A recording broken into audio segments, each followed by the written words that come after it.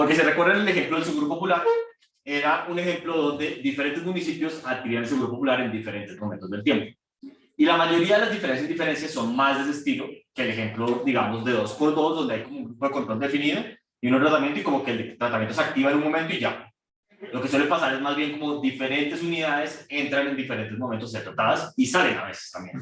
Entonces, como que queremos entender en esas situaciones qué es el estimador de diferencias. Entonces, pues, recuerden que básicamente yo tengo las unidades, los efectos fijos de las unidades, los efectos fijos del tiempo, tengo una dummy que me dice si la unidad I está tratada en el momento T, y tengo un beta. ¿Listo? Y lo que queremos entender es qué es ese beta, o sea, realmente qué es lo que está midiendo esa cosa.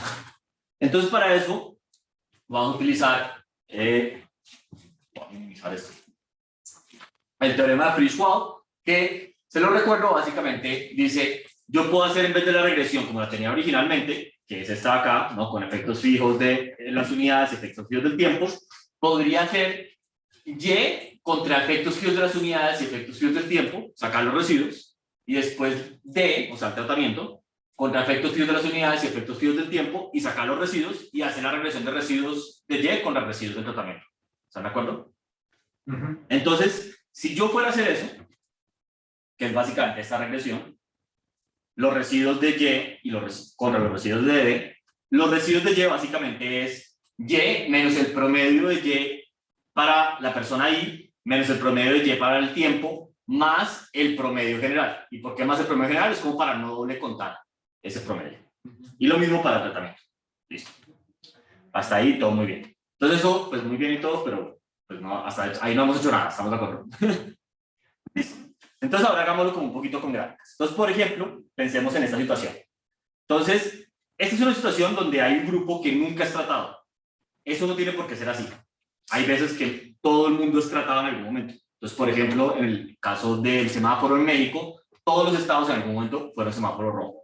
Sí. Pero pues, digamos, hagámoslo primero en el caso más sencillo, que es que hay un grupo que nunca es tratado. ¿Listo? Y pensemos que hay otro grupo, que es el azul oscuro, que fue tratado, digamos, temprano. Entonces pasó de estar acá a estar acá antes, y está el grupo azul claro, que pasó a ser tratado, pero después. Y el grupo azul claro tiene un efecto más pequeño. ¿Listo? Ok, entonces vamos a ver qué pasa como en este ejemplo muy sencillo. Y esto pues como que se va a extender a ejemplos más complicados. Entonces, yo siempre te puedo pensar en esto como que hay 3 momentos del tiempo. El momento 1 donde nadie es tratado. Ni el azul oscuro, ni el azul claro, ni el naranja. El momento 2, donde el azul claro y el naranja son como el grupo de control, porque el azul claro no ha sido tratado, y ya el azul oscuro lo trataron.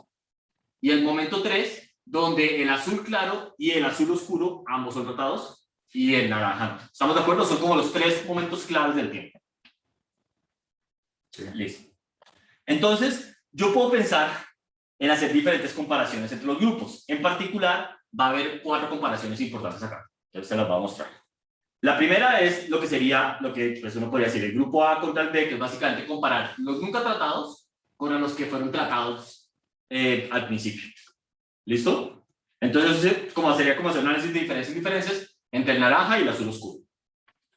Yo podría hacer lo mismo, la siguiente obvia es el azul claro con el naranja. Entonces, comparo, pues digamos, al azul claro con el naranja y hago un análisis de diferencias. Y uno podría pensar que un poco lo que está haciendo el estimador de efectos fijos en 2 direcciones es un promedio de estos 2. ¿Estamos de acuerdo o no? Sí. Porque sería como los 2 análisis de diferencias que puedo hacer y los voy a mezclar. Pero estaría equivocado. Porque yo también puedo comparar al grupo A con el grupo B. O sea, a los que fueron tratados temprano con los que fueron tratados tarde. Porque en cierta medida, en el salto que hay acá, pues digamos, entre el momento 1 y el momento 2, el grupo azul sirve como un grupo de control. Es otro análisis de diferencias que yo podría hacer. ¿Están de acuerdo o no? Sí. Y por último, y este es tal vez el menos intuitivo de todo, es otra comparación entre el grupo A y el B, pero en el segundo salto. ¿Por qué? Porque entre el periodo 2 y el periodo 3, al grupo azul oscuro, el grupo A, no le pasó nada. Él fue tratado hace mucho tiempo, ¿o no? Entonces él como que sirve como un control en la medida en que él tiene una tendencia que no se va a ver afectada cuando cambiamos del periodo 2 al periodo 3. Como que él entre el periodo 2 y el periodo 3 no le pasa nada. Entonces yo lo podría pensar como que lo que está pasando es que él siempre tiene el tratamiento prendido, ¿sí? Como que tiene T igual a 1, y el grupo azul oscuro, azul claro, pasó de T igual a 0 a T igual a 1. O sea, como que él empezó a... Y pues puedo estimar así también el efecto del tratamiento, ¿o no? Claro. ¿Tiene sentido o no? Entonces, en realidad, hay 4 comparaciones. Y lo que va a hacer, pues digamos, el modelo de efectos fijos en 2 direcciones, que es el que teníamos acá arriba, para recordárselos, es este, va a ser un promedio de esas 4. Como de esos 4 efectos. Ahora, sin hacer el álgebra, intuitivamente, ¿ustedes cómo creen que mínimos cuadrados ordinarios va a ponderar esos efectos?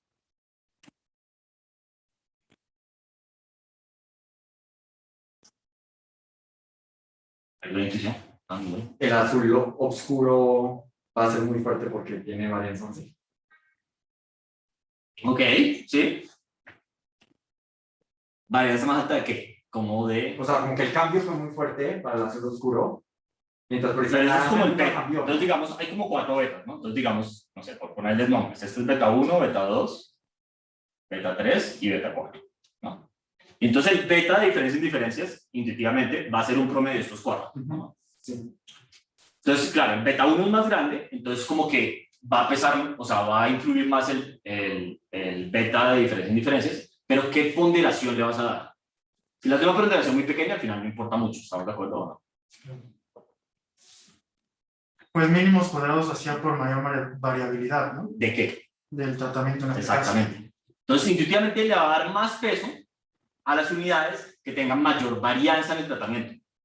Entonces, si yo soy tratado, por decir algo, en la mitad, yo digamos que tengo 20 años, y estoy tratado en la mitad de este periodo, en el periodo 10, yo tengo mucha varianza, porque tengo como la mitad del tiempo no soy tratado y la otra mitad soy tratado. Entonces, como que varío.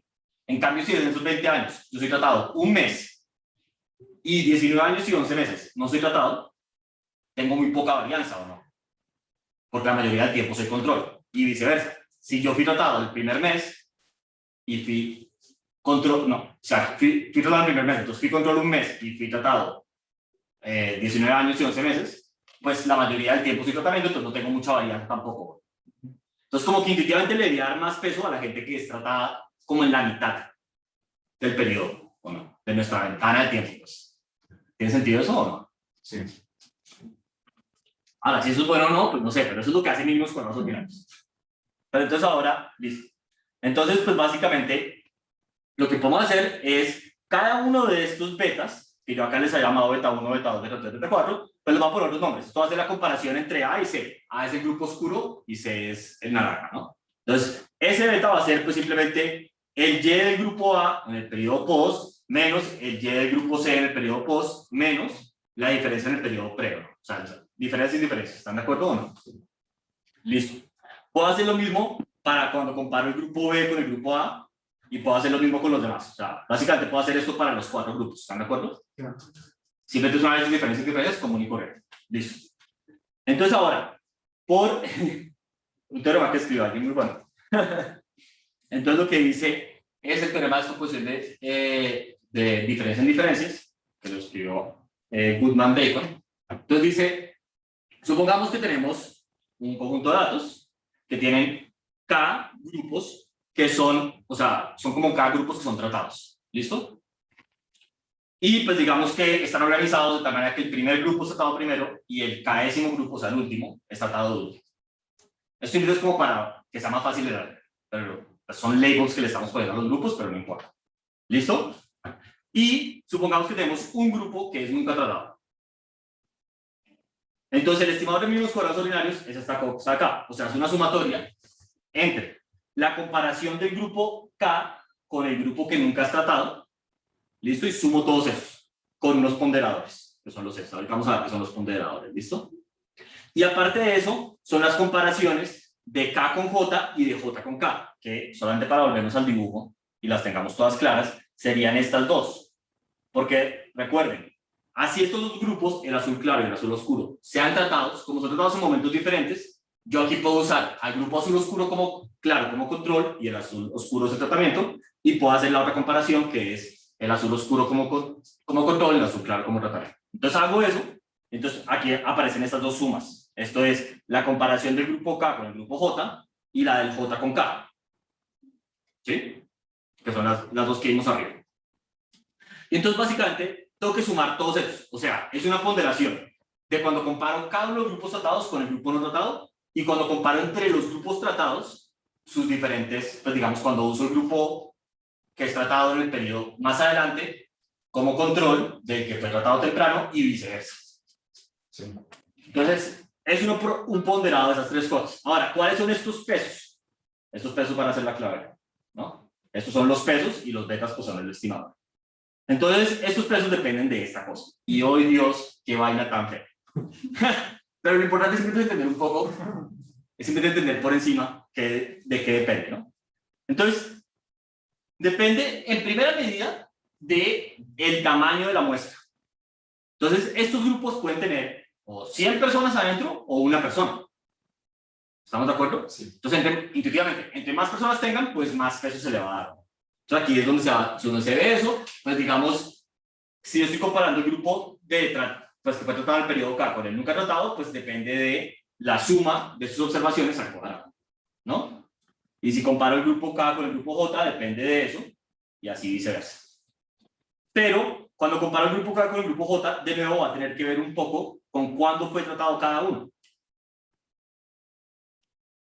Porque, y entonces vámonos a las gráficas ayudan mucho a entender esto. Por ejemplo, en esta situación, yo no estoy usando todos los datos.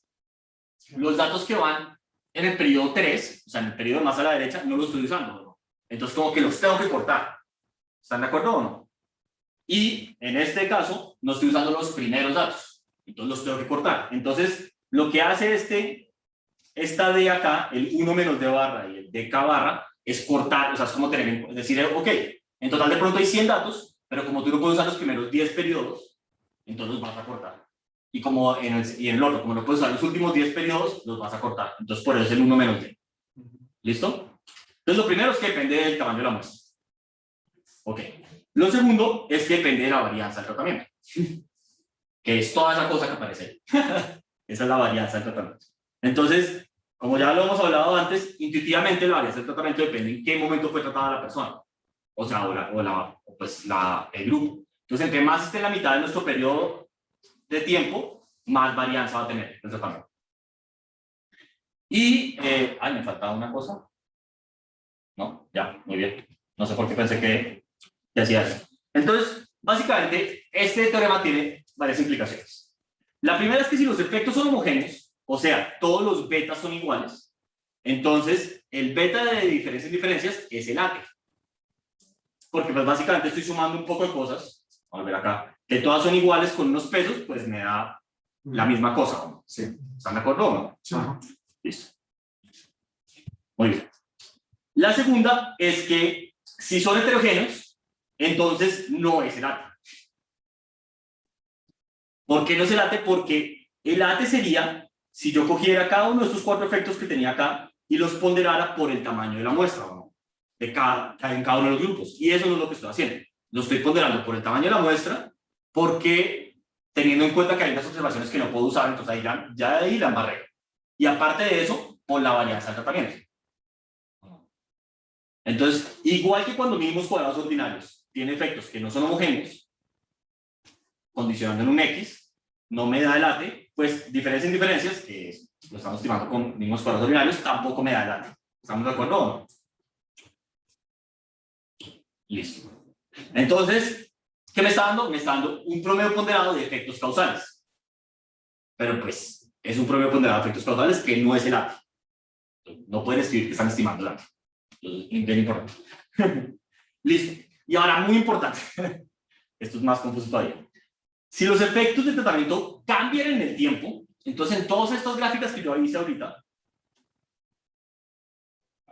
la gráfica, el efecto del tratamiento siempre fue constante. O sea, un salto y se mantuvo. Entonces, por ejemplo, acá un salto y el salto después de eso se mantuvo. Aquí un salto más pequeño, pero se mantuvo. Aquí pues el salto y se mantuvo, y acá el salto y se mantuvo. Sí. Ok, si el efecto de tratamiento no es así, sino que es más bien como hemos hablado antes, por ejemplo, algo que va creciendo en el tiempo, entonces el beta diferencias está sesgado. Entonces, simplemente no les va a dar el efecto que ustedes creen que les está dando. Bien, eso es importante. Entonces, aquí lo que se recomienda es hacer un event study, como la gráfica que hicimos la vez pasada, o sea, donde básicamente tengo una dummy relativa al momento del tiempo, porque entonces así estoy capturando esa dinámica, básicamente. O algo que se conoce como un stack, o sea, una diferencia de stack, que es muy parecida. Lo que hago es que centro todos los datos, entonces digamos, voy a comparar el grupo A con el grupo B. O sea, defino todos los grupos, ¿no? Entonces digo, el grupo A con el grupo B, los centro en el periodo 0. Bien, después cojo los datos y no importa que los replique. Grupo A con el C, los centro en 0 y los pego abajo en la base de datos. Es como ir haciendo appends de las bases de datos diferentes. De esas 4 diferencias que les mostré arriba, es como si hicieran cada una de ellas y pusieran la base una abajo de la otra. Y al final corren la regresión con eso. ¿Tiene sentido? Yo no entendí esa que tengo. Eso es difícil de hacer en la práctica, pero, o sea, la intuición. Porque, o sea, programar esto es bien difícil. Entonces, digamos que yo les dijera, bueno, estímeme cuánto es beta 1. Acá. Ustedes sabrían cómo hacer eso. Básicamente llegan y restringen la base de datos al grupo que nunca has tratado y al grupo A. Sí. Y, digamos, pues esta escala de tiempo es una cosa como medio arbitraria, ¿no? Entonces yo lo que les diría es, acá pongan el periodo 0, y acá el -1 y acá el 1. Okay. Y así. Y después yo les diría, bueno, ahora denme la base de datos para estimar esto. Entonces ustedes dicen, bueno, me quedo con el grupo nunca tratado, con el azul, y este periodo le llamo el periodo 0, -1, 1 y así. Ahora, el beta 3, entonces se quedan con el azul oscuro y con el azul claro, solamente con estos datos, ¿no? Ya dijimos, y este periodo sería el 0, el -1 y así. Y entonces pues cogen esas 4 bases de datos y hacen como una encima de la otra, o sea, las apendean, se llama eso, porque uno como que le hace un apéndice una abajo de la otra. O sea, uno con datos puede hacer normalmente 2 operaciones, o mergea, que es como que, no sé, está el CURP de una persona en una base de datos y está el CURP en la otra base de datos, y usa el CURP para decir, ah, mira, esta observación de esta base de datos es la misma que acá, entonces le va a pegar las variables. O uno puede coger una base de datos y abajo pegarle otra base de datos. Eso funciona si tienen las mismas columnas. Entonces, esta base de datos tendría las mismas columnas, ¿o no? Pues el outcome, el tiempo que estaría medido entre, pues no sé, desde -15 hasta 15, por decir algo, en todas, está centrado en 0. Y pues el qué grupo pertenece. Y entonces pegan las bases de datos una bajo las otras, las 4 bases de datos, y hacen las diferencias con esa base de datos. Y como todo está en tiempos relativos, no hay problema. Exactamente, esa es la parte clave. Pero entonces es casi lo mismo, intuitivamente, que hacer el event study, ¿no? Porque lo que hacía el event study es que llegaba y decía, olvidemos de eso, que hay como unos tiempos importantes y más bien me voy a enfocar en las dummies relativas. ¿Cuántos periodos falta para el tratamiento o cuántos han pasado del tratamiento? Entonces, como que las dos cosas es más o menos lo mismo. No les va, algebraicamente no son iguales, pero intuitivamente deberían hacer lo mismo. Y con esa base nueva es un diff normal, o sea... Se llama un stack diff, pero sí, es un diff normal. Porque básicamente tú tienes un grupo de control. ¿Cuál es el grupo de control? Depende de cuál de las 4 bases estemos hablando. O sea, en la base 1 pues sería el nunca tratado, mientras que en la base 4 sería el grupo azul oscuro. ¿De acuerdo? Tienes un grupo de tratamiento, pues que es el otro, y tienes un antes y un después, y ya. O sea, a la variable tiempo también le tenemos que poner las dummies de control y tratamiento. Exactamente. Okay, entonces ya tenemos outcomes, dummies, tiempos, con eso. Y ya. Exactamente. Tiempos relativos y ya. Entonces, también se puede hacer así. Simplemente se llama un stack diff. Este es un poco más complicado porque normalmente hay más que... Aquí es un ejemplo muy sencillo donde hay 2, digamos, grupos que son tratados. ¿Listo? Pero piénsenlo como si fuéramos a hacerlo en el Seguro Popular. ¿Cuántos municipios tiene México? No sé. 1.000, 2.500, 2.500. Y todos los municipios eventualmente recibieron el Seguro Popular. Entonces tendrían que hacer como las comparaciones de todos con todos. Y crear todas esas bases y hacerle append una bajo la otra y hacer el stack diff. Entonces, pues como que es complicado, simplemente. En cambio, si lo hacen con un event study, pues es más sencillo. Si hay que definir una variable que dice cuántos periodos han pasado o faltan, pues si son negativos, para que este municipio sea tratado. ¿Estamos de acuerdo? ¿No? Profe, y se supone que otros efectos fijos no me tendrían que importar porque, o sea, van a afectar a los dos grupos de... Exactamente. De igual como dices, por ejemplo, el género, no sé. Sí. Otras variables, más que efectos fijos. Exacto. Exactamente. Eso es de la lógica. Ok. Exacto. Ok. Entonces, pues eso básicamente es la implicación de este teorema. Entonces, de nuevo, o sea, el teorema es muy feo, pero pues las cosas importantes es, depende de la muestra y también de la varianza de tratamiento. Entonces, por eso es que no nos devuelve en general el ATI. Listo. Muy bien. Hay otras implicaciones de este teorema. Entonces, en diferencias a esto estamos de acuerdo. Por el supuesto de tendencias paralelas, básicamente, si el tratamiento es 0, yo estoy observando el resultado potencial Y0 para la persona Y en el periodo T, ¿sí o no? Y si el tratamiento es 1, observo eso más el delta, donde delta es el efecto para la persona Y en el periodo T. Que no estoy diciendo que es igual. Pero si fuera homogéneo, sería simplemente delta. ¿Están de acuerdo o no? Listo. Ok. Entonces, los que son relativamente sencillos son cuando comparo el grupo K con el grupo U, que era básicamente el tratado, pues una persona que fue tratada en algún periodo con el que nunca has tratado, ¿sí o no? Cuando comparo el periodo K con el periodo J, entonces recuerden que esto es básicamente el J es el que va a ser tratado más después, ¿o no? Entonces, él sirve de control y comparo pues el grupo K. Entonces, esto correspondería, siempre siento que es bueno volvernos a estos dibujos, correspondería con este de acá, Sí. donde K es el grupo azul oscuro y J es el grupo azul claro. El que es medio raro es este. Sí.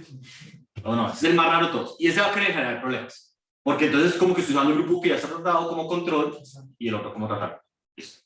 Entonces, es lo que tengo escrito acá. El grupo que es raro es el JK. O sea, cuando estoy usando como tratamiento el que es tratado después y como control el que fue tratado antes. ¿Sí o no? Ok, entonces haciendo un poquito de álgebra, esto simplemente usando estas definiciones de arriba. Este beta JK, yo lo puedo pensar como el efecto, ¿listo? La tendencia paralela y un cambio en el efecto, entre si hay un cambio en el efecto en el periodo pre y el periodo post. ¿Qué puede pasar? Porque de nuevo, estoy diciendo que este efecto es un efecto que depende de la persona y el periodo T. O sea, puede heterogenear en el tiempo y a través de las personas. Entonces, si me lo estoy haciendo un poquito algo, no se preocupen que esto, no hay como un quiz de esto. Ahí está la gracia, si la quieren. Entonces, simplemente esto, para que lo pensemos, como ahora lo que nos interesa es un poco el delta J, porque es cuál es el efecto para la persona J. ¿No? Es el que estamos buscando, ¿estamos de acuerdo o no? Sí. Más la tendencia paralela, más el delta K. Ok, listo. Y entonces acá, bueno, o sea, más bien, aquí lo que quiero que vean es que esto es lo que causa que haya un sesgo en qué es lo que estamos estimando. Porque entonces acá yo les dije, si el efecto de tratamiento cambia en el tiempo, ese estimador está sesgado, ¿sí o no? ¿Por qué está sesgado? Porque precisamente este estimador de acá, el que es raro, sería lo que a nosotros nos interesa, las tendencias paralelas, que si se cumplen, pues deberían ser 0, ¿están de acuerdo o no? Sí. Y el cambio del tratamiento en el tiempo. Y este es el que nos sobra. O sea, este digamos que es 0, por supuesto, si se cumplen las cosas, ¿no? O sea, se cumplen los supuestos de diferencia en diferencias, que es que hay tendencias paralelas. Y este es el que nos estorba, porque entonces nos dice que el beta es igual a lo que a nosotros nos interesa, que es esto, más este cambio que a nosotros no nos interesa. Y por eso queda sesgado. En las grafiquitas que usted hizo no había delta K, ¿verdad? No había delta K. Pero entonces, ¿cómo se le llama a esa diferencia que hubo de primeros tratados y segundos tratados? O sea, que los segundos tratados no subieron hasta... No, eso simplemente es heterogeneidad en el efecto del tratamiento. Entonces, básicamente, beta 2 y beta 4 acá valen lo mismo, ¿no? Sí. Y es el efecto en el grupo azul clarito. Y el efecto del grupo azul clarito, por la razón que sea, es más pequeño que el efecto en el grupo azul oscuro, que el beta 1 y beta 3. Eso no tiene entonces la diferencia. Eso no, es porque eso es heterogeneidad a través de las personas. Okay. Los dos se heterogenean en el tiempo. Entonces, heterogeneidad en el tiempo es como si esto estuviera creciendo así. Entonces, puede haber dos fuentes de heterogeneidad. Es que el efecto es diferente entre las personas y otras que el efecto es diferente en el tiempo. Entonces, si el efecto es diferente entre las personas, no pasa nada, o sea, sí pasa. No es el ATE, pero estamos obteniendo un promedio de estimadores causales. Entonces, pues, al menos sabemos que es algo causal. No sabemos muy bien qué es, pero es algo causal.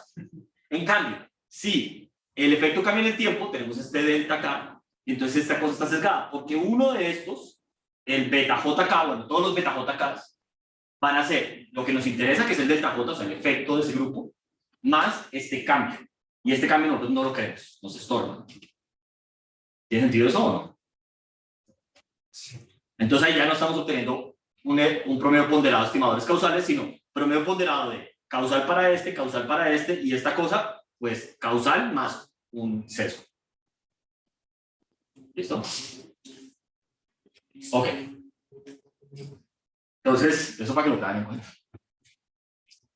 Ok, entonces ahora, lo que ya les vamos a ver, ya lo hemos discutido relativamente, ¿qué hace que la varianza del tratamiento sea grande? Básicamente, que la proporción de periodos tratados sea lo más cercano a 0.5, o sea, la mitad del tiempo. ¿Sí o no? Porque, pues, si por ejemplo la proporción de periodos tratados es 0.1, la varianza es 0.9, si es 0.4, 0.24, y si es 0.5 es cuando es más grande. ¿Estamos de acuerdo? Listo. Es que hay muchas cosas de estos pesos. Esto es una cosa que se empezó a descubrir hace como 3 años, entonces no se preocupen. Esto todo es muy nuevo para los econometristas en general. Profe, qué pena, es que como que no me queda del todo claro, porque el tema de que no me afecte en el tiempo el tratamiento, o sea, que solo me afecte una vez y luego sea constante, ¿no? Es lo que estamos suponiendo aquí que debe pasar, ¿no? Pues, o sea, no es que estamos suponiendo, estamos diciendo, si eso no pasa, el estimador de mínimos cuadrados ordinarios por un efecto fijo de 2 direcciones está sesgado. Está sesgado por esta cosa. Pero eso no puede pasar por el hecho de que yo esté tratando a varios grupos en diferentes tiempos. También podría pasar. O sea, sí. Por ejemplo, no sé, el de las vacunas. El efecto de las vacunas depende de cuánta gente está vacunada. Sí. Entonces, como si tú quieres hacer una diferencia en diferencias, usando los grupos de edad que fueron vacunados en diferentes momentos del tiempo. Claro, sí, de acuerdo. Y pues no, o sea, pero hay otras soluciones a las que no, o sea, es que no, depende un poco. Como el caso de Seguro Popular, ¿por qué creerías que el efecto de Seguro Popular es diferente si ya fueron tratados 20 municipios que si fueron tratados 200? Yo pensaría que no, o sea, en el municipio que se tratado, yo pensaría que no debería afectar, pero depende de cada situación. Ok. ¿Sí tiene sentido eso? Es que lo que me viene es que, ¿qué tal si cuando puse el segundo tratamiento, este baja, bueno, o este sube o whatever, o sea, el segundo que... Entonces, no, esta diferencia cambió, o sea, entonces el otro grupo como que no me sirvió como... No, porque entonces mira, acuérdate de la gráfica, o sea, sí, creo que ya entiendo por dónde vas. O sea, sería este de acá, el Sí. azul subió, Sí. pero lo que importante es que como tú estás pagando falta este periodo, entonces en esta parte él es constante. Y entonces tú estás mirando como esta diferencia en el tiempo, que pues, no sé, lo que sea, y después miras que este de acá saltó, y entonces por eso el diferencia en diferencias te da este saltico acá. Pero es solo porque estás comparando, estás usando estos datos, intuitivamente. Porque, claro, si usted hace los datos también, pues ahí te estaría dando un error. No, o sea, mi pregunta era que cuando tú trates el azul clarito, Sí. eso tenga un efecto sobre el azul oscuro. Podría ser. Pero entonces eso es más bien una violación del supuesto básico de casi todas estas cosas, y es que no hay spillovers. O sea, no hay externalidades. Ok, spillovers, ok, perfecto. O sea, el supuesto es que le llamamos feedback. Ajá. Es básicamente ese, digamos, sigue estando presente en casi todo lo que hemos hecho, ahí escondido por detrás, pero es básicamente que tu tratamiento no me afecta a mí. Hay maneras de analizar eso, pero requiere como ciertos diseños, que no vamos a cubrir en este curso porque es un lanzado. Pero pues, pero sí, siempre que hay externalidades es muy preocupante. Okay. Entonces, si yo tengo varios grupos y muestro esa tablita, podría comenzar a hacer el lector que se está cumpliendo esto. Si muestras como estas gráficas. Exacto. Sí, claro. Perfecto. Sí, claro. Porque tú dices, mira, lo que yo estoy haciendo básicamente por detrás es esto, y mira que en estos grupos, que son los que yo estoy comparando, hay tendencias paralelas. Perfecto. O sea, yo lo que quiero mostrarles es básicamente que esto está paralelo, esto y esto. ¿Estamos de acuerdo? Excelente. Perfecto. Mil gracias. Ahora, de nuevo, este es un ejemplo muy sencillo donde hay 2 grupos que son tratados. Entonces, si estamos en el ejemplo del Seguro Popular, como eso es muy difícil, haces el event study. Lo que hace un poco decir, bueno, ¿cómo fue el efecto? Sale para acá, vamos a ver la gráfica de la vez pasada para que todos nos acordemos. Era esto, ¿no? Entonces, ¿cómo era el efecto antes del tratado? Pues mira, básicamente era 0, ¿no? O sea, como que estaba paralelo. Y después, ahí ya empezó a crecer. Perfecto. Gracias. Listo. Sí, pero yo tengo, ¿no? Sí, yo Sí, el cambio en delta, sí. ¿cómo se vería en la gráfica entonces? O sea, básicamente, a ver, vamos a una por acá. Supongamos que este está acá, y supongamos que en vez de tener este de acá, lo que está pasando es que el tratamiento es así. Tiene que ser creciente. O no, pero pues también podría ser, no sé, no tiene por qué ser creciente, podría ser que hubo un salto y después fue decayendo. ¿Sí? Pero entonces el cambio en el delta básicamente sería la diferencia entre este efecto de acá y este efecto de acá, pues que sería esto, ¿no? Negativo incluso. Pues donde la línea punteada en teoría es como el contrafactual, ¿no? ¿Qué hubiera pasado sin el tratamiento? ¿Tiene sentido eso? Entonces es como ese cambio, que puede ser positivo o negativo, o sea, puede ir en la dirección que es lo que estoy. Sí, entonces, en general, esto siempre como va para lo mismo que siempre, algo que es, como tienen este sesgo, algo que siempre hay que hacer en un paper de diferentes diferencias, es eso, estos event studies, o sea, mostrar al lector cómo evoluciona. Entonces, de nuevo, si nos vamos al del Seguro Popular, no sé qué dice la verdad, aquí parecería como si el efecto fuera cada vez más negativo, ¿no? Como que va cambiando en el tiempo, entonces uno esperaría que el modelo de efectos fijos en dos direcciones esté sesgado, ¿o no? Ahora, en la práctica, aquí entre nos, eso no impide que nadie escriba ese modelo en el paper. No, a ver, yo no entendí por qué está el resultado. Porque el efecto parecería como si cada vez fuera más negativo. O sea, si el efecto, o sea, como que está cambiando en el tiempo. Si el efecto fuera constante, uno, no sé, esperaría como que la cosa, es que esto en realidad son unas lineecitas, ¿no? Entonces, dado un brinco y luego mantenerse constante. exacto, debería ser como así, básicamente. Entonces ahí uno diría, no, cayó, pero es constante, es constante. En cambio aquí, lo que está pasando es que pues parecería como si fuera cayendo, ¿no? Aunque hay una tendencia clara a esa caer. Entonces uno pensaría, no, pues de pronto, esto me está diciendo que hay un sesgo cuando hago el modelo. Entonces ahora, en la práctica todo el mundo hace esta gráfica, de cómo le dé, lo que la gente más se fija es esto. Tal vez esto es lo que pasa en la vida real. La gente se fija que antes no había tendencias paralelas y dice, ah, bueno, muy bonito. Y lo de la derecha dice, ah, está interesante ver cómo evolucionó. Ahora muéstrame la tabla con esta regresión. Si ahora muéstrame el beta. Listo, error está. Y listo, bueno. Eso es lo que pasa siempre. Así, el efecto claramente tiene una tendencia y es puede estar sesgado. Ahora, como les venía diciendo, todo esto que les estoy mostrando, esto fue un paper que salió hace 3 años. Entonces, la cosa está cambiando ahorita bastante. O sea, lo que la gente está pidiendo y demandando de sus diferencias. Entonces, pues para que lo tengan como en cuenta. Puede que sean muy diferentes momentos que ustedes escriban su tesis. Profesor, una duda. Sí. ¿Este sesgo puede ser, o sea, puedes anticipar el signo del sesgo para ajustar o algo así? Pues, bueno, sí, sí podría, ¿no? Porque te dice cómo básicamente, cómo cambia el efecto entre los periodos y del grupo K, y pues tú podrías verlo en la gráfica de... Sí, se podría, nunca se me ha ocurrido, pero sí. Pues lo podrías como intuir de la gráfica y decir, bueno, creo que estoy sobreestimando o subestimando. Ahora, hay otra cosa, que no sé si acá se ve súper clara. No, pero acá va a estar importante. En esta parte de acá. Estas cosas, si ustedes se fijan, nada le garantiza a uno que tengan que ser positivas.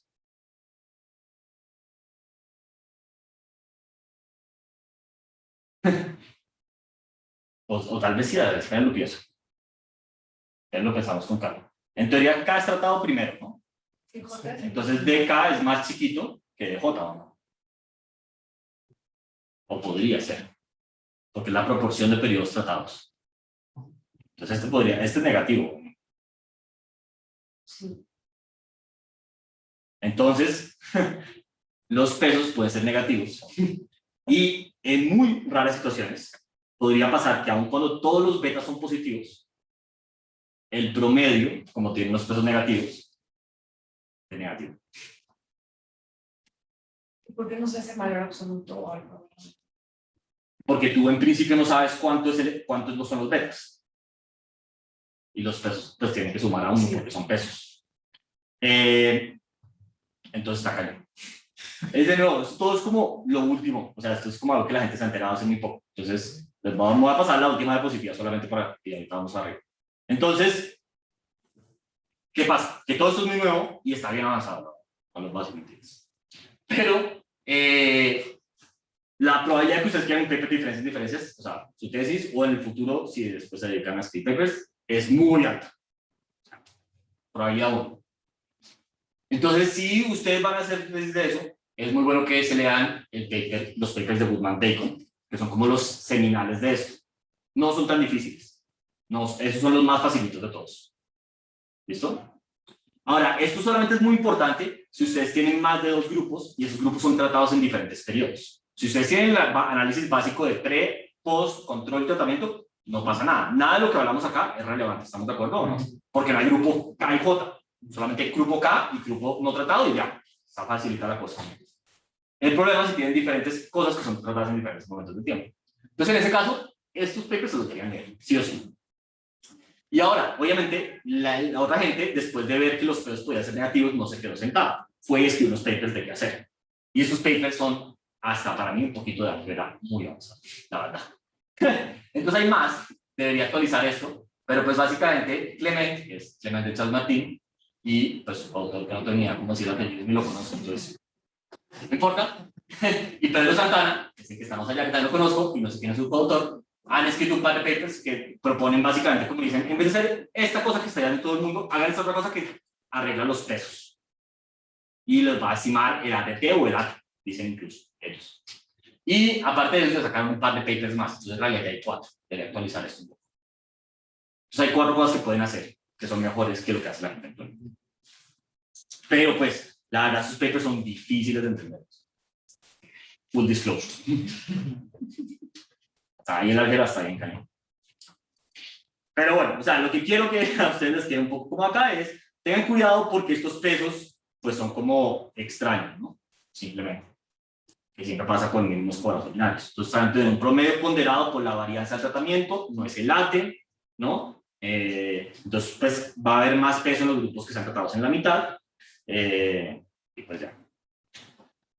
Ahora, de nuevo, no hay una razón teórica por la cual uno prefiera estos pesos, simplemente es porque eso es lo que hacen los mismos cuadros ordinarios. Entonces, ¿cuál es la razón? Es porque ya sabemos hacer regresiones. Básicamente. Que no es una buena razón, o sea, es una buena razón tal vez, pero pues esa es la razón por la cual todo el mundo lo ha hecho así muchos años, ¿no? Pero bueno, no tienen por qué serlo así, a los estimados. ¿Preguntas sobre esto? ¿Alguien puso algo en el chat? ¿O estás intentando hablar? Ya. Muy bien. Pregunta. Sí, bueno, es que con esta última clase como que me perdí un poquito, pero la clase pasada vimos cómo sacar este modelo de Two-Way Fixed Effects y digamos que esta clase fue de las advertencias de... Exacto. Ok, entonces... ¿Cuáles son todos los problemas que hace ese modelo? Ok. O sea, los problemas básicamente son que es un promedio ponderado de cosas causales, bueno, suponiendo que se cumplen los supuestos del modelo, ¿no? O sea, tenés que pagarlas básicamente. Y siempre y cuando los efectos no cambian en el tiempo, porque si no es aceptado. Pero es un promedio ponderado de cosas causales, que al menos de que el efecto sea igual para todo el mundo, no es el acto. Si el efecto es igual para todo el mundo, pues no. Pero si no, es un promedio ponderado extraño. Y, muy importante, puede tener pesos negativos. Entonces, además, estamos muy errados. Entonces, estamos teniendo un promedio de cosas causales que, pues, bueno, ahora nadie sabe muy bien qué es. Pero es causal. Pero es causal. Pero pues hay maneras de solventar esto un poco y es pues, que son, no las vamos a cubrir en la clase. Sepan que es ejercicios, básicamente. Sí. Profe, yo tengo una preguntita muy vieja. En el Event Story, ¿nos podría volver a mostrar cómo se va a ver la gráfica si como que hay un sesgo de selección y ya están como, o sea, como que la diferencia sí existe antes de, en el Event Story, los municipios? Ah, ya. ¿Cómo se vería si el event story me da mal, básicamente? ¿Sí? O sea, si no era 0 antes. Exacto, sí. Por eso digo, como si me da mal. La cosa se debería ver más o menos así. Digamos que este es el periodo 0, o sea, cuando la gente fue tratada, y pues tiene unos errores, ¿no? El error debería converger a 0 por cada uno.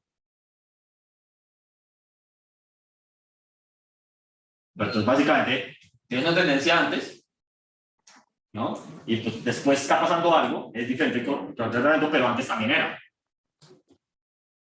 Sí, por mi pregunta era, o sea, si sí está bien, si sí hay tendencias paralelas, pero no es cero, o sea, como que está por aquí y Eso luego salta a cero.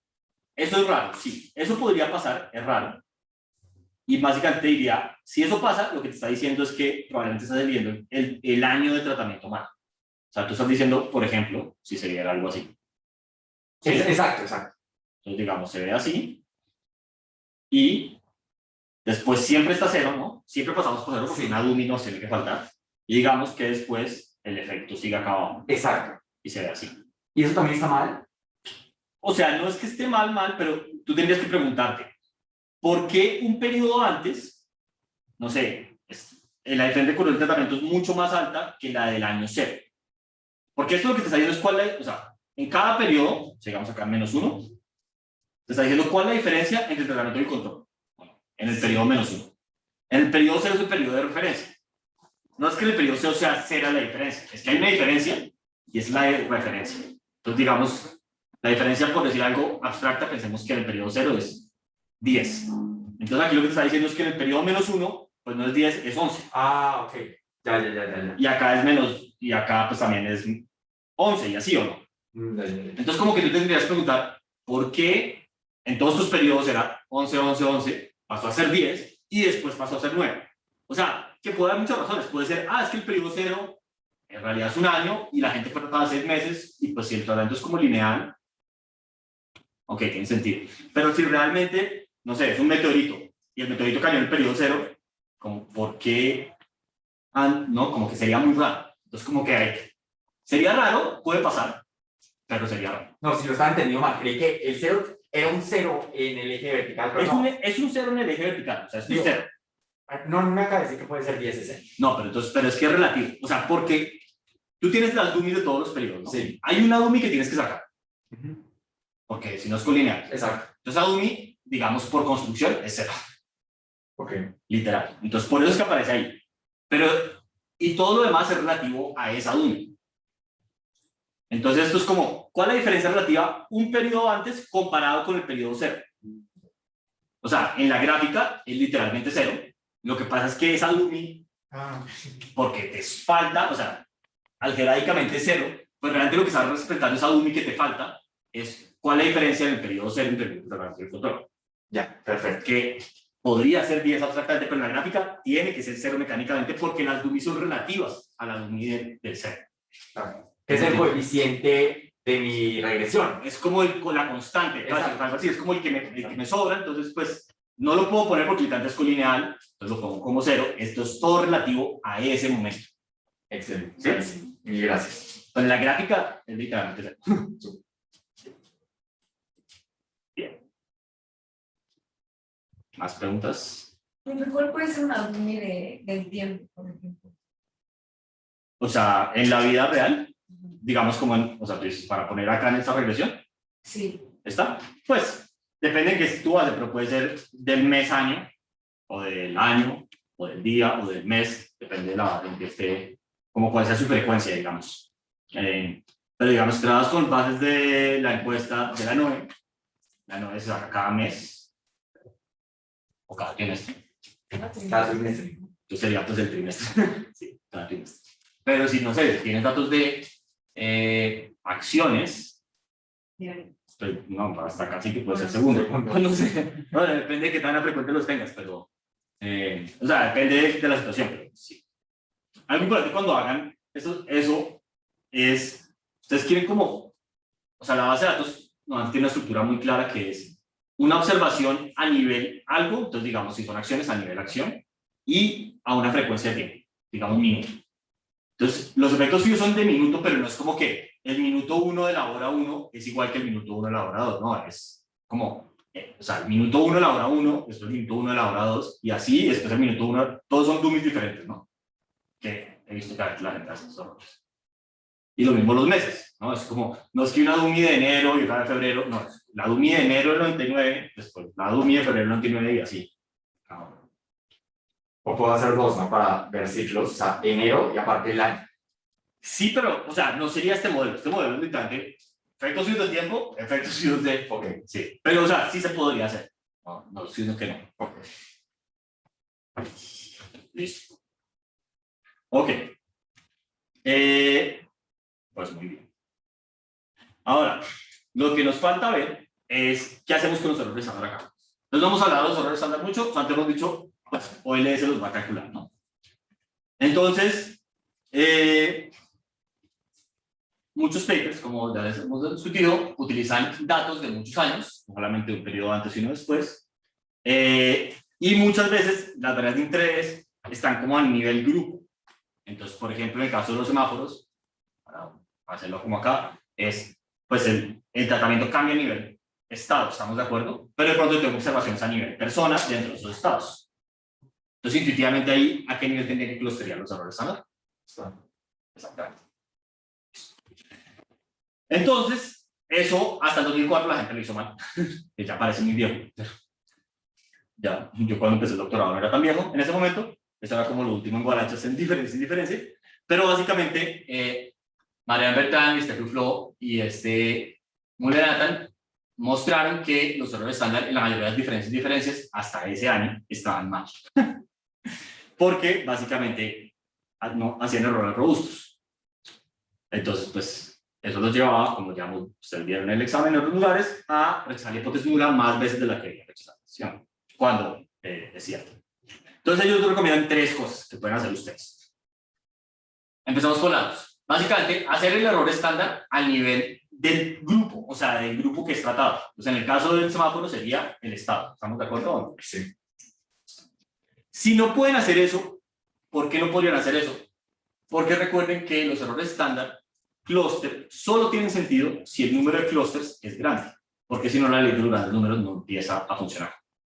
Entonces, si no pueden hacer eso, pueden hacer la opción 3, que es agregar los datos al nivel del grupo. O sea, eso en lenguaje estándar sería colapsar.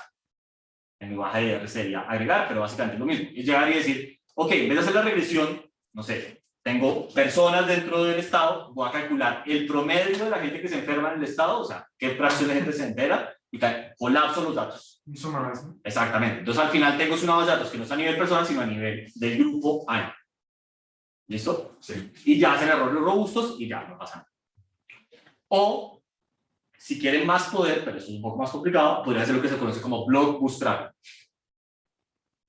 Entonces, básicamente es un bootstrapping por blocks, que es básicamente bootstrapping. No sé si entrar en esto. Pero eso, cuando yo no sé cuál es la distribución de algo, o sea, el problema cuando tengo pocos datos es que usamos el teorema del límite central para estimar cuál es la distribución de muchas cosas. ¿Estamos de acuerdo o no? Sí. Si tengo pocos datos, pues el teorema del límite central no funciona. Entonces, pero las cosas tienen una distribución. Lo que pasa es que yo no sé cuál es. Entonces, la que me hace, como yo no sé cuál es, lo que me permite el teorema del límite central es como decir, pues eso aproxima normal. El promedio eso aproxima normal eventualmente, entonces no te preocupes. Entonces, bootstrapping es una manera de tratar de intuir cuál es la regresión con poquitos datos, cuál es la distribución con poquitos datos. Y uno lo que hace es que saca muestras con resampleo de la base de datos. Entonces, si yo tengo una base de datos de 100 personas, saco una muestra de 100 de esa muestra con repeticiones. Entonces, de pronto mi base, o sea, saco una muestra y de pronto va a tener la observación 1 repetida 5 veces. Y la observación 2 no aparece, y la 3 tampoco, y la 4 aparece 2 veces y así. Y hago muchas muestras de eso. Y para cada una de esas muestras calculo el beta y después calculo la distribución de esos betas. Y eso me da una distribución que más o menos funciona bien para intuir cómo es la distribución del beta gore. Y eso es bootstrap. También se puede hacer, es un poquito más complicado, pero se puede hacer. Entonces normalmente recomiendo la 2 o la 3. En resumen. Listo. Pues como ya lo hemos discutido un poco, normalmente tienen que convencer al lector de que su análisis de diferencias está funcionando. Entonces, ¿qué suele hacer la gente? O sea, esto diría como en la parte de que tienen cómo convencer ustedes al lector. Entonces, lo primero es un event study. Un análisis de diferencias que no tiene una gráfica de un event study. O sea, sospechoso, algo mal lo está pasando. No, porque no me la estás mostrando, básicamente. Uno puede hacer un test de falsificación utilizando un grupo de control alternativo o, que es la segunda, que a mí me gusta normalmente más, usando un outcome placebo. Entonces, por ejemplo, si estamos hablando de, por decir algo, el semáforo rojo en México, de nuevo, que hay datos de cosas en México que ustedes creen que eso no debería haber afectado. ¿Cómo que? Pero repetir la pregunta. O sea, digamos que vamos a hacer un análisis de diferencias y diferencias, ¿no? De si el semáforo rojo funcionó o no. Olvidémonos de los problemas que tendría ese análisis, pero supongamos que es causal y demás. Entonces ustedes me están dando a convencer de que eso funciona bien, yo no sé qué. Entonces ustedes algo que podrían hacer es poner en la Y una variable que no debería ser afectada por el semáforo rojo. Y pues digamos encontrar un efecto de cero. O sea, vamos a encontrar que las tendencias paralelas sirvieron. Porque es como una manera de decir, mira, en otras cosas, pues digamos que este es el grupo de control, este es el grupo de tratamiento, y este es el periodo cero. Efectivamente, las tendencias paralelas siguieron una vez fue tratado. Pero son cosas que no deberían ser afectadas por el tratamiento. Es como una vez decir, no, estos grupos no son iguales, pero evolucionan de manera diferente y siguen evolucionando de manera diferente en cosas que no son afectadas por el tratamiento. Entonces, pues no sé, que en el caso del semáforo rojo, ¿qué podría hacer eso en México? ¿Qué cosas podrían no haber afectado el semáforo rojo? ¿Será que nada? No, algo tiene que ser. El número de personas que ya tienen una enfermedad. Exacto, otras enfermedades. Entonces, por ejemplo, el número de personas que se están muriendo por algo que no tiene nada que ver con el COVID. O sea, eso lo podría estar afectando de otras maneras, pero supongamos que no por un segundo. Entonces, no sé, gente que se está muriendo por enfermedades cardiovasculares, pues eso no, en teoría no debería estar afectado. O algo por el estilo. ¿Tiene sentido eso o no?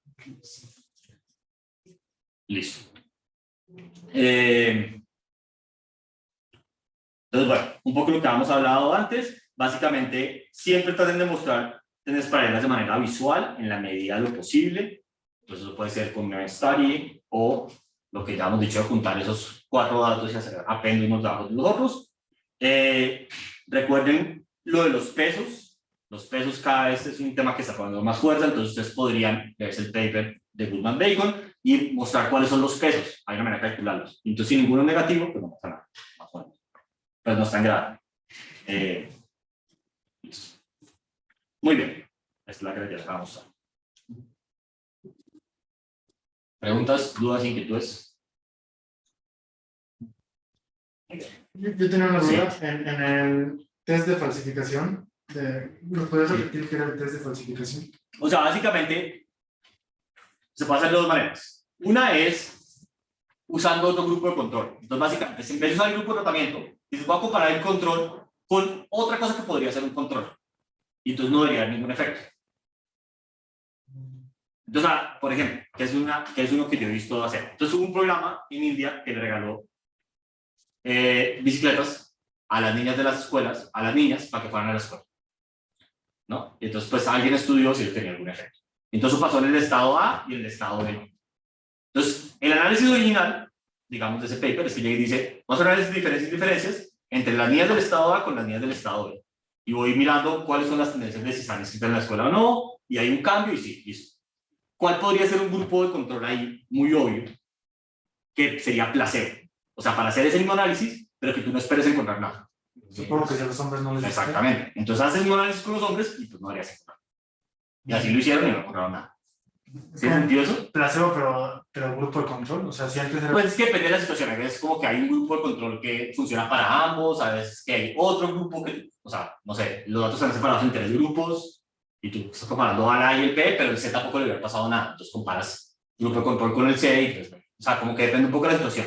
Pero ya es un poco eso, es como si yo hiciera ese mismo análisis de diferencias y diferencias, pero cambiando un poco los grupos como están definidos, a unos que yo no espero encontrar nada, pues espero no encontrar nada. Sí, porque si no fueron tratados, esperas que en efecto no haya ningún efecto. Y si no, te está diciendo que hay otra cosa que está cambiando, que está afectando el enrollment de los niños, o sea, de los hombres y mujeres, que no tiene que ver con las bicicletas. Que hayan bicicletas, completamente de acuerdo. Podría ser. Hay que tener en cuenta eso porque un problema que pasa mucho en esto, completamente de acuerdo, es precisamente que hay externalidades. Entonces, de pronto, si hay más niñas inscritas, no hay cupo para los niños. O algo así, pero no sé. O sea, eso pasa mucho en esos países. O los papás no quieren mandar a sus niños a estudiar en escuelas en las que hay niñas por razones culturales, algunos sí, y entonces de pronto cae el enrollment, pero es como consecuencia de que sí subió de las niñas, ¿no? O sea, como no sé. Entonces hay que ser como bastante, conocer, o sea, al final del día, la mayoría de lo que, no sé si esto ha sido muy bien en la clase, esto que se llama obvia medida, que estamos viendo más técnicas. Para hacer inferencia causal hay una parte de econometría, pero en realidad lo que uno necesita es conocer muy bien la pregunta que está estudiando. Porque hay un poco de cosas, o sea, mínimos cuadrados hago reg y eso, pues R lo hace, ¿no? Pues LN, lo que sea. Pero pues, si lo está haciendo bien o no, eso depende mucho del contexto. Entonces, por ejemplo, desde las niñas, pues depende de si tal, ¿no? Pues si quiero que haya un efecto negativo, es conocer la cultura, qué cambió, si cambió otra cosa ahí. Pues. Sí. Pero este análisis que está diciendo es lo que le faltó a los que lo que nos ha contado varias veces en Kenia de las villas del milenio. Exacto, es que Es algo extra, ¿no? o sea, en Kenia las niñas del milenio, o sea, en ese ejemplo, lo que no había era como grupo de control. Okay. Entonces ellos lo que llegaron y dijeron pues hubo un periodo cero, pues ni ya tenían datos pre realmente, es que eran muy malos ellos ese análisis. Tenían el periodo cero y el periodo, pues ya, ¿no? Entonces aquí empezaban a ser tratadas las vías. Si llegaron y dijeron, yo me di unos datos acá, y unos datos acá, y la gente subió. Ok. Entonces dijeron, las vías del dinero son lo mejor. Y después llegó alguien y dijo, bueno, tú no recogiste datos, pero la agencia estadística de Kenia sí. Entonces llegó y dijo, ¿cómo se ve tus villas? Y dijeron, sí, según los datos del INEGI de Kenia se ven así. Muy bien. ¿Cómo se ven las villas de al lado? Pues como si no fuese un análisis de diferencias. Pues se ven así. Entonces, pues como que... Bueno, a ese le faltó todo, ¿no? O sea, le faltó todo. Es un estudio pésimo. Es de lo malito que hay por ahí. Okay. Sí, ese no pasaría. Listo. Pero, sí, o sea, un estudio clásico, ahora podemos conectar eso con los no, que se los mandé, de diferencias en diferencias, es el estudio de el Mariel Boutner. ¿Saben qué es eso? Sí. Entonces, básicamente, en un momento, Castro, cuando todavía estaba vivo y era el dictador de Cuba, llegó y dijo, pues saben que el que se quiera ir, váyase. Y entonces abrió el puerto de Mariel, que queda ahí cerca de La Habana, y dijo, váyanse los que quieran ir. Entonces, pues, la mitad, no sé cuánta gente. Mucha gente llegó y se montó en una barca y llegó a Miami. Y entonces, pues, un estudio muy importante es el estudio que hizo David Carr con Alan Kruger, que hace David Kruger. Y entonces llegó y dijo, bueno, ¿cuál es el efecto como de este influjo gigante de migrantes en los salarios en Miami? Y entonces lo que él hizo fue un análisis de diferencias en diferencias, pero el grupo de tratamiento eran, pues digamos, eran los trabajadores de EVA, low skill, o sea, como de cuello azul y para abajo, en Miami. Los grupos de control eran los trabajadores de cuello blanco, como de más calificados, ¿no? Porque en teoría, pues esta era una gente que había llegado a Cuba con pocas calificaciones, pues entonces como que el grupo de control son los trabajadores calificados, el grupo de tratamiento eran los no clasificados, y miraban antes y después qué pasó, y pues vio que no había pasado nada. Porque esperaban que aumentara el desempleo, ¿no? Exactamente, pues ECO 1, digamos, le diría a uno, pues hay una curva de oferta, ¿no? Pues digamos, en los trabajadores poco calificados, hay una curva de oferta y demanda de trabajo. Y lo que pasó es que la curva de oferta se expandió. Se expandió, a ver, ¿cómo es que es eso? Pero sí. A ver si se ve algo de común. Entonces uno esperaría, pues, que caiga el salario, exactamente, ¿no? Y pues no cayó. Entonces, pues, hay muchas preguntas de por qué no cayó. Digamos, creo que lo que el consenso hoy día, diría yo, de por qué no cayó ahí y muchas otras situaciones que se han estudiado entonces, como salario mínimo en Estados Unidos, es porque las firmas tienen mucho poder monopsónico. Entonces, el salario mínimo y demás, cuando hay una falla de mercado, sí, pues tiene una razón de ser. Y con la migración es un poco lo mismo. Entonces, es como el consenso hoy día. No sino que sea así en cierta verdad, pero es el consenso. Las firmas tienen mucho poder monopsónico, entonces, por eso cuando uno sube el salario mínimo en Estados Unidos, o aumenta la oferta de trabajadores no clasificados, no baja el desempleo, ni aumenta el desempleo, ni baja el salario, ni esos efectos que uno esperaría. Pero este es un estudio como mega clásico. Y él tiene otro, o sea, los primeros estudios son different, ¿por qué no? Era como los vainas. El otro como estudio clásico, que son, o sea, ya son estudios que son viejitos y ya no son como tan... O sea, hoy día si alguien escribe una tesis de eso, no se la valdría. Pero pues en esa época eran como revolucionarios la idea de comparar esos grupos de control y eso. Pero lo que es el del salario mínimo en, en Nueva Jersey, si han leído esto por acá. Eso es más o menos. Entonces, bueno, básicamente si ustedes, no sé si alguna vez se han ido como a Nueva Jersey, pero la diferencia de Nueva Jersey y Nueva York, que es como cruzando el río, es muy grande en muchas cosas, ¿no? Nueva Jersey está horrible, y aparte de eso, por ejemplo, si uno va a una gasolinera, le echa gasolina a alguien, como acá en México, que eso no pasa en el resto de Estados Unidos. Y entonces Nueva Jersey es como un lugar en el que hay como más protecciones a los trabajadores. Antes, ahora ya no, el salario mínimo. Entonces como que el salario mínimo subió en Nueva York, y yo sé, esta es una comparación con Pensilvania, ni siquiera es normal, pero bueno, no importa. Y en otro lugar no subió, entonces pusieron una vez diferencia en diferencias. El grupo de control era los trabajadores en el otro estado, el grupo reglamentario era los de Pensilvania, antes y después de que suba el salario mínimo en Nueva Jersey. Y ver si eso afectó el salario o el de empleo, y no. ¿Eso fue del premio Nobel? Sí, o sea, estos dos estudios son de David Carr y Alan Kruger. Ajá. Kruger se suicidó hace unos años, entonces no se ganó nada, pero David Carr pues, sigue vivo y se ganó. Entonces David Carr no hizo como, que es un poco lo que le voy a decir, él no hizo ningún avance como metodológico, simplemente como que un poco lo que pasó en esto fue que primero llegó una gente y dijo, la idea de intuición de esto es necesito un grupo de contrafactual. ¿Cómo puedo obtener un contrafactual? Voy a escribir un paper con diferencias e indiferencias, sin llamarlo así. Y después llegó la gente, digamos, como Invens y Agnes, y dijeron, lo que usted está haciendo, ok, tiene sentido bajo estos supuestos. O sea, estos son los supuestos formales, y esta es la econometría, este es el error estándar bien calculado. ¿Sí? Como que Carter era un poco más como voy a hacer. Tengo una idea que estoy seguro que intuitivamente tiene sentido, pero no sé la econometría, la voy a hacer una regresión y algo me da. Y después como ya se dice, bien, muy buena tu idea. Entonces, no, pero esta es la matemática, Sí, y este es el error estándar, esto es acá de los supuestos como formales. Déjame chambear. Sí. ¿Tú tienes una pregunta? Sí, me quedó la duda de cuando busco ese contrafactual para elegir el grupo control, ¿qué tan distintos pueden ser? En el ejemplo de Cuba, por ejemplo, el hecho de tener personas consideradas calificadas y no calificadas genera que muchos otros factores también influyan en cuál va a ser la trayectoria que tengan en el tiempo. Por ejemplo, un grupo va a estar generalmente en la informalidad ganando tal vez menos del salario mínimo, entonces se va a ver afectado incluso por lo que pueda pasar en el contexto del que el grupo tiene posiblemente un salario más inflexible por estar en la formalidad generalmente o tener contratos indeterminados. ¿Qué tan distinto puede ser el control que yo agarre para comparar? No, es una gran pregunta. O sea, de nuevo, esto depende un poco del contexto, y lo que hay que tratar de hacer es convencer a la persona que es un grupo de control relativamente válido. Entonces, como por hacer un caso como extremo, si tú tienes que las tendencias son paralelas entre la salud de los perritos de Ciudad de México y los humanos de Ciudad de México antes del COVID y después, pues hay una diferencia, es un pésimo grupo de control. Porque los perritos y los humanos tengan tendencias paralelas no quiere decir que tengan un control. Entonces es como el extremo, ¿no? Entonces, obviamente, entre eso pues hay un rango de cosas muy absurdas hasta llegar a cosas un poco más razonables. ¿Y dónde sale la línea? O sea, no lo sé.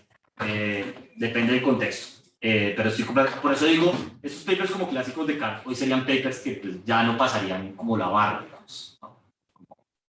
Como el que uno dice, no, eso es un buen estudio. Lo que pasa es que pues en ese momento era una idea revolucionaria, era como hay un grupo de control. O sea, punto. Un grupo de semicontrol. Antes nadie pensaba en eso.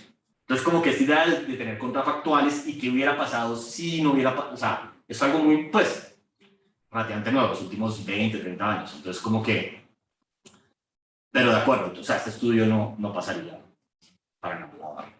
O sea, aparte de este estudio, tiene una historia, ya como para irnos a la gente aquí como chiquita, y es que después hay otro académico de Harvard que se llama George Borjas, que es un cubano, pero digamos de los ricos que se fue a Cuba a Estados Unidos hace mucho tiempo, ¿no? Y no sé si ustedes saben, pero hay un tema en Estados Unidos muy grande. Los cubanos que emigraron muy al principio son muy anti-inmigración, por ejemplo. Sí saben, ¿no? Es como todo un tema. Sí. Y no se sabe, pero la mayor cantidad de ataques terroristas que pasan dentro de solo Estados Unidos suceden por grupos activistas cubanos. Pero bueno, o sea, no tengo una posición muy fuerte al respecto de eso, pero pues obviamente hay una situación política ahí dentro de Estados Unidos curiosa. Y entonces este hombre escribió, básicamente, hace no tanto tiempo, hace unos 10 años, escribió un artículo diciendo que el artículo original estaba mal porque no había hecho algo, ya no me acuerdo qué era. Entonces eso fue un debate, ¿no? O sea, cartas van, cartas vienen, ¿no? Pues blogs en esa época, que ya nadie lee, etcétera, etcétera. Y hace muy poco, un tipo que se llama Michael Clemens, que trabaja mucho en inmigración, llegó y se dio cuenta que básicamente están peleando por como 5 observaciones. Porque como acá en México, en Estados Unidos, pues no hacen un censo para hacer la NOE de allá. Eso es una muestra. Entonces la muestra de trabajadores en Miami no calificados de origen hispano, porque todavía una cosa como si yo los restringo a los del grupo hispano para que sea un grupo de control más cercano, eran como 5 personas. Entonces como que, pues no sé, como sobre qué estamos peleando, casi, ¿no? Pues no sé, sobre si expresamos a mi tía o a mí, o sea, no sé. Como... Pues bueno. ¿Otra pregunta relacionada? O sea, se me quedó la manito, pero igual voy a aprovechar para hacer una pregunta. Tengo una curiosidad sobre, en general, cuando se hacen las evaluaciones, ya sea un diff and diff o una aleatorización, ¿qué pasa? O sea, ¿se pueden reemplazar controles si se pierden? O sea, por ejemplo, si yo tengo, no sé, para una convocatoria para un programa de becas, tengo una cantidad de cupos y hay un montón de gente que se inscribió que no va a coger cupo, una parte posiblemente sea mi control, pero si los pierdo, ¿puedo reemplazarlo por otra gente? No, ¿Hasta qué momento ya no puedo hacer cambios? no, es una gran pregunta. En general la respuesta es no. ¿Por qué? O sea, la respuesta es no en general, excepto si la gente que uno está perdiendo, la está perdiendo aleatoriamente. Tanto en el grupo control como en el tratamiento. Pero es muy raro que eso pase. Porque entonces, creo que esto hemos discutido como una variante de esto alguna vez. Pero entonces supongamos que hablamos de una vez de diferencias de cuál es el efecto de las becas Benito Juárez, o las que están dando el gobierno de la ciudad de México, no sé cómo se llaman, en outcomes de educación. Entonces tenemos un grupo que no recibe las becas, un grupo que sí, y estamos dando datos de encuestas o administrativos o lo que sea. Lo más probable es que la gente que recibe las becas las vamos a poder seguir observando. Bien sea porque están en el sistema educativo gracias a la beca, muy bien, entonces tenemos datos administrativos del sistema educativo, o porque tienen que interactuar con nosotros, a nosotros entendido como el gobierno, o el que sea, para recibir la beca. Bueno, por esas 2 razones principalmente, ¿no? Y el grupo control, entonces es menos probable que interactuemos con ellos y entonces nos podemos perder. Entonces, ahí la atrición no es aleatoria. Esto se llama como atrición, cuando yo dejo de observar gente en mi encuesta. No es aleatoria porque pues, probablemente la gente que deje de observar en el grupo de control es diferente de la gente que observa en el grupo de tratamiento. ¿Están de acuerdo o no? Sí. Entonces ya eso me mete el sesgo de selección, casi que por construcción.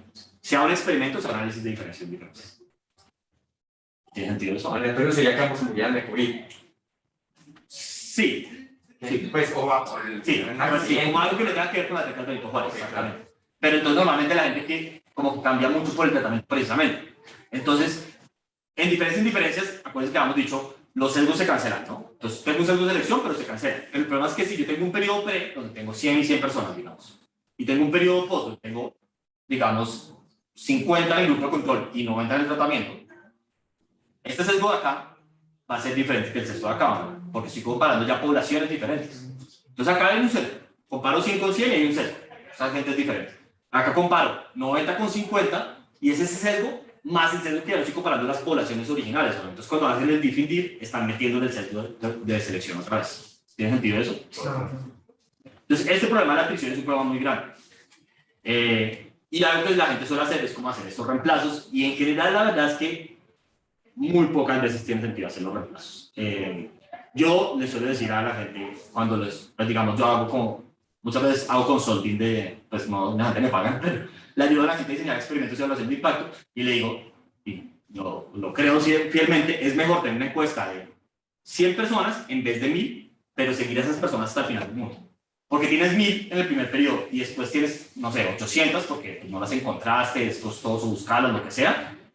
Ese 20% que no encontraste, o sea, esas 200 personas, no vas a saber si eran los que tenían mejor outcome, peor, el de la mitad, y entonces uno puede hacer unas cosas que se llaman leave bounds, puede hacer como bounds de, bueno, ¿qué pasaría si esos son los mejores o los peores? Como cuál sería el efecto del tratamiento. Normalmente son tan grandes que siempre incluyen cero. Entonces, como que es mucho mejor tener una muestra pequeña y seguirla hasta el fin del mundo, que es muy costoso, que una muestra grande, que también es costoso, que tiene mucha revisión. Porque básicamente la gente que pierde no puede aprender nada. me mete mucho ruido. ¿Tiene sentido eso? O sea, esto da igual si es que me parece que posiblemente sea una mala solución, pero sí, recuerdo que, no sé si en el trabajo o algo se planteó el hecho de que podría haber desgaste en el proceso de un programa de capacitación laboral. Entonces, el analista que vio esto sugirió que tenga más personas de las que o sea, calculó cuántas personas se necesitan para tratamiento y para control. Y se sugirió, por ejemplo, que se tengan más personas para los grupos por si había desgaste o si la gente se iba durante el programa. Por ejemplo, jóvenes que no completaran todo el programa de capacitación. Entonces, tenías más tratamientos de los que calculaste por si es que se iban. No sé si eso es Para bueno tener o más está poder. bien. No, sí, de acuerdo. Pero entonces ahí va el problema, que si la gente que perdiste, digamos, probablemente en esa situación particular, es la gente que tendría menos, o sea, que el efecto del programa sería menos grande, ¿están de acuerdo? Más pequeño. Porque pues si se fueron antes por ahí, es porque el programa no les gusta, lo vieron y dijeron, esto no es para mí, lo que sea. Entonces como que intuitivamente se están metiendo un sesgo, piénsalo así, porque ustedes están diciendo, si tienen un experimento, que están estimando el ATE, pero realmente no. Están estimando el ATE en una población más pequeña que la gente que no se fue de la encuesta. ¿No? Entonces probablemente como que están sobreestimando el ATE. Le están metiendo un sesgo de selección. Como que se autoseleccionan dentro del programa mismo. Exacto. Eso es lo más normal. La gente normalmente sale o entra a las encuestas, de nuevo, por mucho, o sea, tiene que ver con el tratamiento, que el tratamiento puede que haga que interactúen más con ustedes y para que obtengan el tratamiento. O sea, pues uno tiene más datos. Ya eso ya es un sesgo. Pero el más grave es que el tratamiento en sí tiene un efecto en la gente. Y ese efecto puede que haga que sea más fácil interactuar con ustedes. Entonces, por ejemplo, tienen el tratamiento que sube el salario de la gente, lo que sea, pues la gente no se va a mudar de casa. En cambio, si la gente pues no tiene empleo o lo que sea, pues se va y busca, no sé, de pronto a su pueblo, a buscar trabajo allá, o se va a Estados Unidos, o como que el talento tiene un efecto en la gente, que puede que sea ese efecto, parte de sus efectos es que para uno sea más fácil o difícil encontrarlos en datos de encuesta o en datos administrativos. ¿No? Claro. O sea, Pero si estás haciendo tu tesis o algo, ¿cómo vas a seguir al final el número de personas? Porque los No, datos están... esto depende mucho de la situación. No, pero sí es muy relevante, porque hay tesis, no crean, uno puede hacer experimentos de bajo costo. Ustedes pueden, yo tengo un par de gente que están en tesis de experimento de bajo costo. Por ejemplo, pueden mandar hojas de vida con nombres de hombres y nombres de mujeres que se vean exactamente iguales y ver cuál es la tasa de respuesta. Hojas de vida y pues estudiar discriminación de género así, facilito, bajo costo, etc. Entonces ahí podría haber atrición. Entonces toca ver, pues ahí no, es como un caso raro, pero como que puede pasar. Y si tiene datos que llegaron de otro lado, del gobierno, o sea, más que todo administrativos, si son de encuesta no es tan grave, supongamos que el INEGI es su trabajo bien, pero si son los administrativos, de nuevo, la interacción de la gente con el gobierno puede cambiar a causa del tratamiento. Entonces, yo por ejemplo tengo unos datos ahorita que son los datos del Comipems. ¿Saben qué es el Comipems? No. ¿Nadie acá sabe qué es el Comipems? Imposible. ¿Alguien en Zoom? ¿Nadie hizo el Comipems acá? ¿Qué es el comité? Es el examen para la prepa, ¿no? Sí, dinos más. Gracias. Sí, o sea, cuando sales del sistema de educación pública, de las secundarias, es un examen de colocación para las preparatorias, ¿no? Pero tú, si sales de una secundaria privada, también lo puedes hacer. Está anotado. Sí, sí, sí, es cierto. Es para Sí. entrar a prepas públicas en Ciudad de México. Bueno, en la área metropolitana de Ciudad de México, porque incluía otras partes del Estado de México también. Entonces, la gente hace el examen de esa cosa y dependiendo de cómo le va, lo asignan a diferentes prepas. Y entonces hay unas prepas que son las prepas elite, que son las de la UNAM y las de la IPN. ¿Sí? Sí. ¿Y por qué son elite? Pues porque son mejores y si además estudias en esas y te va bien, tienes pase directo a esas universidades, ¿no? Entonces, ¿qué pasa? La UNAM, entonces uno se podría preguntar, ¿cuál es el efecto de que seas asignado en una prepa elite, la UNAM o la IPN, en tus puntajes de la prueba de enlace? Planear, lo que sea, ¿no? Que no existen, pero las pruebas estandarizadas cuando se graban de la prueba. Pues, ¿qué pasa? Que si como estudias en la UNAM, como la UNAM es autónoma, le dice al hacer, pues chinga, mis estudiantes no van a hacer el examen de planeado. Y nunca lo han hecho. Entonces, ya tienes la división creada por el tratamiento. O sea, mecánica. En tus datos administrativos. Entonces, de pronto ya no es como que uno pueda decir, puedo seguir hasta el fin del mundo, pero entonces te dice, bueno, cuidado, entonces no puedo usar eso como un outcome, por ejemplo. ¿Tiene sentido eso? Sí. Entonces, cuando uno así usa datos negativos, hay que pensar bien como, ¿será que mi tratamiento está causando una... O sea, es un caso muy extremo porque casi que por definición el tratamiento los excluirá de los datos administrativos, pero pues hay otros casos en los que puede ser, lo que digo, hay un programa que le da, no sé, algo a los migrantes, entonces pues, si te ayuda a migrar, de pronto te vas y pues por ende ya no vas a aparecer en los datos de México, porque migraste. Entonces, como que el tratamiento hace que desaparezcas, lo cual no quiere decir que necesariamente te pasó algo malo, pero no estás algo bueno, no sé. Pero entonces como que hay que ser muy cuidadoso, pensar si el tratamiento está causando ese tipo de dinámicas. Que no tiene nada que ver con ninguna técnica que usemos. O sea, esto se aplica para experimentos, diferencias, y los vamos a ver más adelante, que son IB, variables instrumentales y regresión discutida. Aplica para todo. Es un programa muy grande. No tengo una solución. Es un programa muy grande. Bueno, listo. Entonces, pues nada, este es un buen momento para cerrar acá y la próxima clase